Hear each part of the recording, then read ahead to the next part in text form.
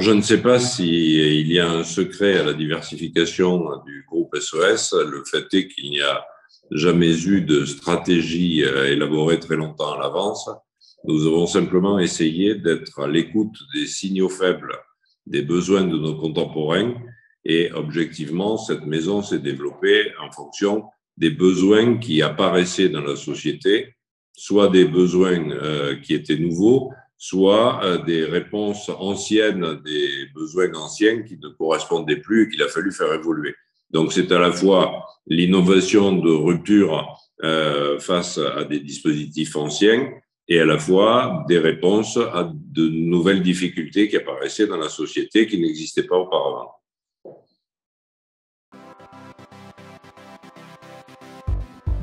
Alors, je ne sais pas très bien ce qu'est une entreprise élargie, mais le groupe SOS, c'est une entreprise qui a près de 70 métiers différents, divisés dans 9 secteurs, grands secteurs, qui sont à la fois la santé, les seniors, l'enfance, la solidarité, l'international, l'insertion et tout ce qui tourne autour de la transition écologique. Donc, nous avons un champ d'intervention qui est très large et qui s'est développé au fil du temps parce que le point commun de l'ensemble de ces dispositifs, c'est qu'ils répondent à des besoins humains et territoriaux. Donc, c'est dans ces directions que nous avons petit à petit élargi l'activité du groupe SOS.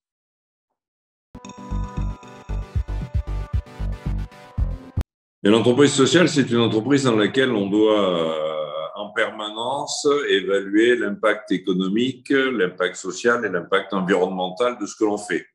Et ça ne permet pas d'être excellent ou exemplaire dans un des secteurs, mais ça veut dire que nous avons en permanence à faire en sorte, évidemment, que la logique économique soit au rendez-vous, parce qu'il y a près de 22 000 salariés, et qu'il faut investir et que nous nous développons beaucoup puisque cette maison a la particularité de doubler de taille tous les 5 ans depuis déjà quelques années. Donc, effectivement, il faut être assez agile.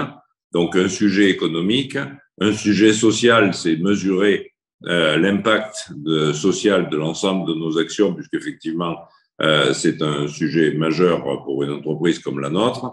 Et évidemment, mesurer l'impact écologique parce que personne ne peut aujourd'hui se dédouaner de l'impact écologique d'une entreprise, qu'elle soit sociale ou qu'elle soit classique.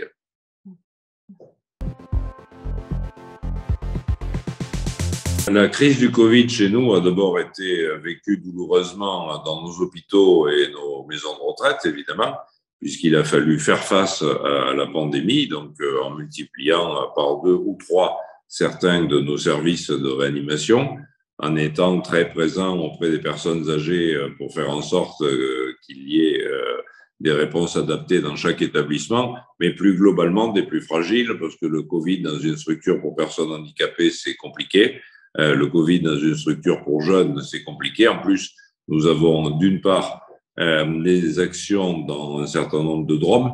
Nous avons plus de 1500 salariés en Guyane, à La Réunion, à Mayotte, aux Antilles, et 44 pays d'intervention. Donc, nous avons vécu effectivement, frontalement le Covid. Une fois passé ce moment difficile, la maison s'est rendue compte qu'elle était plus résiliente encore que ce que l'on pensait, parce qu'on a su innover, travailler avec des partenaires, modifier les pratiques et donc plutôt affronter cette crise qui a été douloureuse, mais qui n'a pas été dramatique pour l'institution groupe SOS. Ensuite, évidemment, les personnels ont vécu au premier rang, là aussi, la crise avec à la fois des pratiques nouvelles sur le terrain, mais aussi des pratiques nouvelles dans les différents sièges où sont apparues la nécessité d'apprendre à mieux gérer le télétravail, d'apprendre à faire avec des fournisseurs à l'autre bout du monde sur certains types de matériel. Donc, je pense que l'entreprise a plutôt bien vécu cette période-là. Et tout de suite après, il a fallu participer à la relance. Nous avons créé plus de 1000 postes en quelques mois sur de l'insertion des jeunes gens qui étaient soit en apprentissage, soit en alternance, parce qu'il fallait participer aussi à cette relance-là. Nous avons repris des entreprises qui se trouvaient en difficulté et qui avaient moins bien traversé la crise que nous. Et donc, il a fallu là aussi, d'une part, sauver des emplois, d'autre part, sauver des activités qui étaient importantes pour les usagers et les résidents. Donc, nous avons beaucoup appris au cours de cette crise. Elle nous a permis de grandir, d'avancer et nous avons le sentiment d'être plus forts aujourd'hui que ce que nous l'étions avant.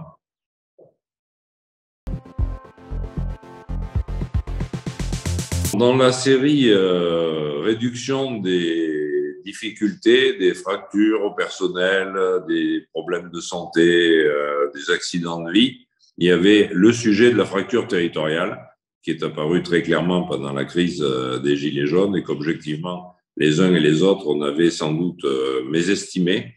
Et il nous est apparu que ce besoin de se rencontrer, de débattre, de refaire le monde que nous avons tous connu dans notre jeunesse et même un peu après, en se retrouvant dans des bistrots pour prendre un café et refaire le monde, eh bien, avait quasi disparu de nos villages et qu'un nombre grandissant de villages étaient d'une part sans lieu de multiservices, c'est-à-dire qu'il n'y avait plus d'épicerie, il n'y avait plus de boulangerie, il n'y avait plus de presse disponible. Et d'autre part, plus grave sans doute encore, il n'y avait plus de lieux de sociabilité.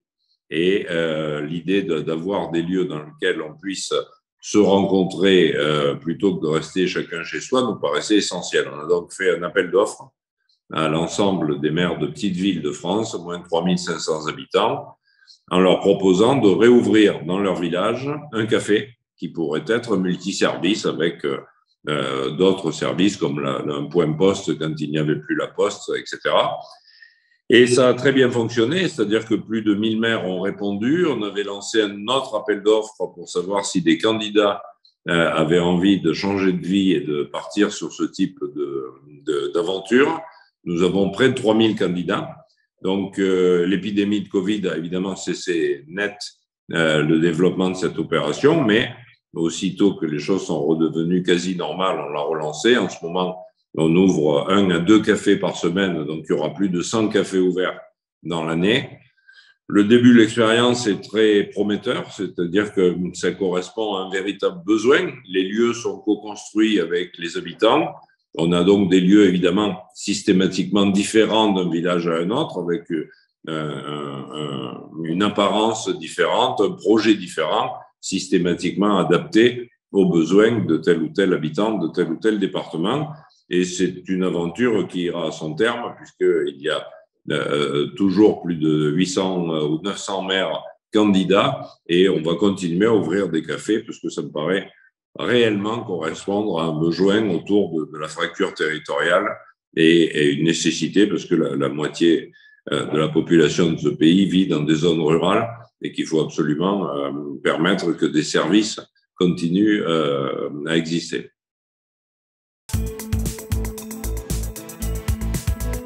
Du point de vue économique, le groupe SOS est un peu particulier puisqu'il s'agit à son sommet d'une association. Donc, il n'y a pas d'actionnaires dans le groupe SOS. Il n'y a donc pas de dividendes à verser. L'échelle des salaires a été fixée de 1 à 15 et nous fonctionnons très bien dans ce dispositif salarial. Donc, c'est une autre manière d'entreprendre, ce qu'on a appelé le capitalisme d'intérêt général. Je pense que c'est un sujet qui aujourd'hui a beaucoup d'écho, entre autres chez les jeunes salariés.